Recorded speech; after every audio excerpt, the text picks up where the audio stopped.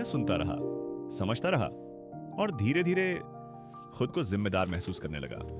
वह सिर्फ वीडियो बनाती थी, बाकी सब मैं संभालता था। उसका चैनल बढ़ रहा था, लोग तारीफ कर रहे थे, सब खुश थे और उसकी खुशी मेरी सबसे बड़ी जीत लगती थी।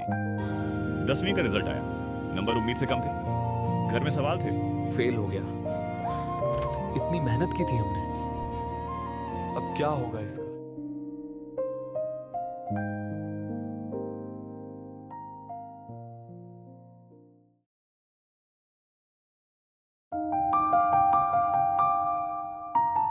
एपिसोड 2 के बाद जिंदगी अचानक बहुत शांत हो गई थी।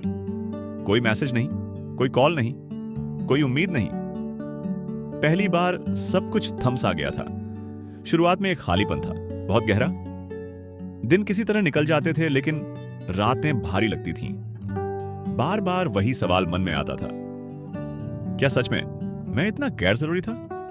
धीरे धीरे मैंने खुद से बातें करनी शुरू की। पहली बार किसी और के बारे में नहीं, बल्कि अपने बारे में। तभी मुझे एहसास हुआ कि मैंने कितना कुछ पीछे छोड़ दिया था। पढ़ाई, नींद और अपने ही सपने, सब कुछ किसी और की खुशी के लिए। लेकिन इस बार मैंने खुद को दोष नहीं दिया, क्योंकि गलती प्यार करने की नहीं होती, गलती परवाह करने की भी नहीं होती। गलती होती है खुद को भूल जाने की। मैंने छोटे छोटे कदम उठाने शुरू किए। फोन अब कम हाथ में रहने लगा, रातें थोड़ी लंबी लगने लगी और सुबह थोड़ी साफ। मैंने फिर से पढ़ना शुरू किया, बिना किसी दबाव के, सिर्फ अपने लिए। तभी समझ आया कि खुद के लिए किया गया काम कितना सुकून देता है। मैंने सीमाएं बनाना सीख लिया।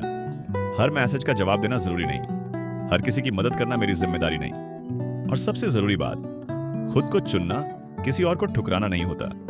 इसका मतलब होता है खुद को बचाना। धीरे धीरे मन हल्का होने लगा। दर्द पूरी तरह खत्म नहीं हुआ था, लेकिन अब वो मुझे कंट्रोल नहीं करता था। मैंने अपनी पहचान फिर से बनानी शुरू की, धीरे धीरे लेकिन सच्चाई के साथ। आज भी कभी कभी याद आता है, लेकिन अब वो याद मुझे तोड़ती नहीं है, बल्कि मुझे सिखाती है। क्योंकि अब मुझे पता है, अगर मैं खुद के साथ खड़ा नहीं रहूंगा तो कोई और भी नहीं रहेगा। ये कहानी यहीं खत्म नहीं होती, लेकिन अब मैं सही दिशा में चल पड़ा हूं, क्योंकि इस बार मैंने खुद को चुन लिया है। कभी कभी खुद को खोना जरूरी होता है, ताकि हम जान सकें खुद को पाना क्या होता है।